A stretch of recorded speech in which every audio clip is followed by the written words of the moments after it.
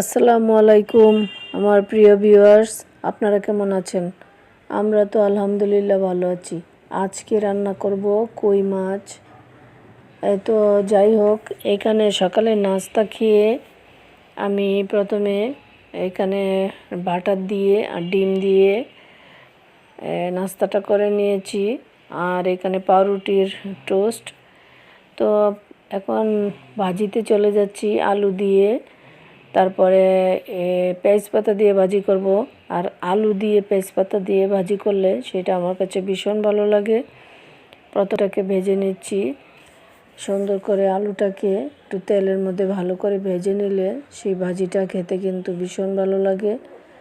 আর সাথে পেঁয়াজপাতা দিলে তো আর কোনো কথাই নেই, সেটা অনেক মজার।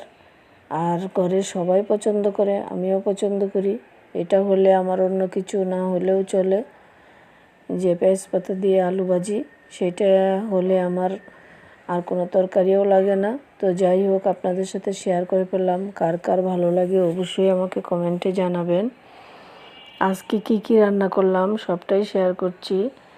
আর এটা রাত্রের রান্না। তো সকালে নাস্তা খেয়ে এখন ভিডিওটা দিচ্ছি, তারপরে গিয়ে আবার রান্না করব। সেগুলো হয়তো কালকে আপনাদের সাথে শেয়ার করব।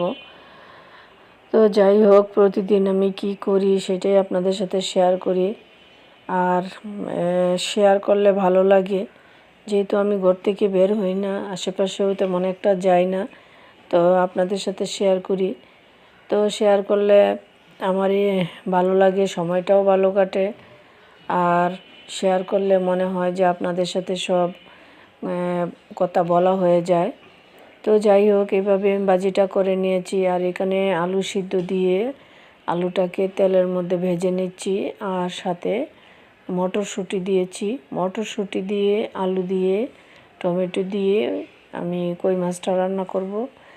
আর কই মাছটা আগেই ভেজে নিয়েছিলাম, সেটা আর দেখালাম না, অনেক বড় হয়ে যাবে ভিডিওটা।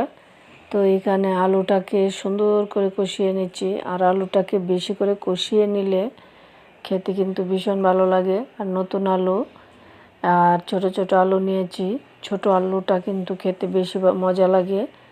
তো এইভাবেই সুন্দর করে আমি অনেকক্ষণ ধরে আমি কষিয়ে নিচ্ছি। আর যত কষানো হয় ততই কিন্তু তরকারিটা খেতে ভালো লাগে। তো যাই হোক, এইভাবেই কষিয়ে নিলাম। আর পুরো আপনাদের সাথে শেয়ারও করে ফেললাম। কে কে আমার মতো এইভাবে কষিয়ে রান্না করেন অবশ্যই আমাকে কমেন্টে জানাবেন। এখন আমি এর মধ্যে ব্লেন্ড করা যে আমি টমেটো রেখেছিলাম সেটা দিয়ে দিলাম। আর কই মাছ ভাজাগুলোও দিয়ে দিলাম। দিয়ে এখন আমি কিছুক্ষণ এইভাবে আবার জাল উঠিয়ে নিব, রান্নাটা করে নিব। তো দেখতেই পাচ্ছেন কতটুকু সুন্দর হয়েছে। আর খেতে কিন্তু ভীষণ মজা হয়েছে। রান্না প্রায় শেষের দিকে আমি ধনিয়া পাতার কাঁচামরিচ দিয়ে দিয়েছি। সেই ভিডিওটা হয়তো ডিলিট হয়ে গেছে। তো ওই যে অল্প অল্প ধনিয়া পাতা দেখা যাচ্ছে। তো এইভাবেই আমি রান্নাটা শেষ করলাম। আর ধনিয়া পাতা এখন না দিলে একদম ভালো লাগে না খেতে। তো যাই হোক, আমার রান্না প্রায় শেষের দিকে। এখন আমি সিমের ভর্তা করব। আর সিমের ভর্তাটা করার জন্য প্রথমে আমি সিমটাকে ভালো করে বেছে ভিতরে পোকা আছে কি না সেটা দেখে তারপরে ভালো করে ধুয়ে আমি অল্প একটু সরিষার তেলের মধ্যে আমি সিমটাকে ভেজে নিয়েছি। সাথে কিন্তু আমি লবণ দিয়ে দিচ্ছি। আর ভর্তা করার সময় আর লবণ দেওয়ার প্রয়োজন পড়বে না। তো এইভাবে আমি কিছুক্ষণ নাড়াচাড়া দিয়ে ঢেকে দিব। ঢেকে দেওয়ার পরে কিছুক্ষণ পরে চলে আসলাম। এই যে দেখলাম যে মোটামুটি সিদ্ধই হয়ে গেছে। আর একটু ঢেকে দিলাম।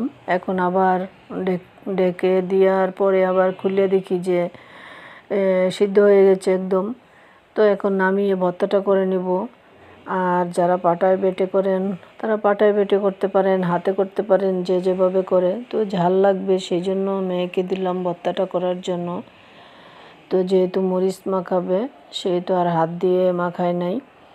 তো এইভাবে ভর্তাটা করেছে। আর পেঁয়াজটা কিন্তু আপনি দিয়ে দিতে পারেন সিমের সাথে, কিন্তু আমি দেই নাই। মেয়ে বলতেছিল কাঁচা পেঁয়াজটাই খাবে।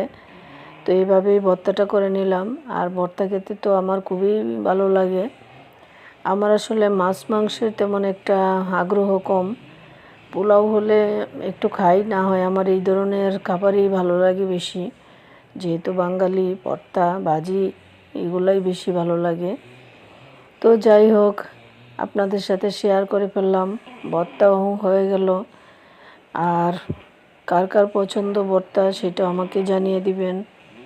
তো ভর্তা করার পরে যে লেগেছিল সেটা দিয়ে আমার মেয়ে আবার ভাত খেয়ে নিচ্ছে। তো পাটায় বেটে করলেও সেই পাটার মধ্যে যে লেগে থাকে সেটাও কিন্তু অনেকে খেয়ে নেয়। তো সেটাও কিন্তু আমিও খাই, আমার কাছেও ভালো লাগে। তো মেয়ে এইভাবে খেয়ে নিল, দেখেন। আর ভর্তাটাও হয়ে গেছে, আপনাদের সাথে শেয়ার করে ফেললাম। কেমন হয়েছে কমেন্টে জানাবেন। এখনকার মতো এখানেই শেষ করলাম। আর অল্প একটু তেল দিয়ে দিলাম উপরে। আজকের মতো এখানেই শেষ করলাম। আবারও কথা হবে নতুন কোনো ভিডিও নিয়ে। সে পর্যন্ত সবাই ভালো থাকবেন। আল্লাহ হাফেজ।